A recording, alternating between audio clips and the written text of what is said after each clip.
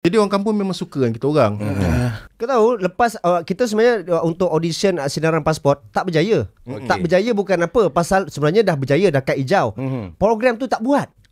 Itu cerita dia. Kita orang pernah masuk TV sekali dalam 10 saat Mat kan. Masa tu dekat Melodi keluar. Melodi TV3 keluar untuk audition Sinaran Pasport tu. Dekat Angsana. Kat Angsana. Masa tu kita orang cakap, oh Mat, kali ni kita dapat dah. Jalil dengan Kat jumpa aku. Kat lah cakap, korang dapat tau. Oh kak, dekat eskalator Angsana tu, korang dapat tau ni tau. Korang terpilih tau. Cantik. Balik bersiul babe.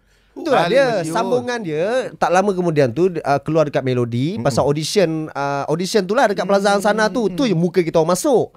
Masuk dalam TV. Tapi tunggu sekali Sinaran Pasport Kegemilangan tu tak jadi buat. Cancel.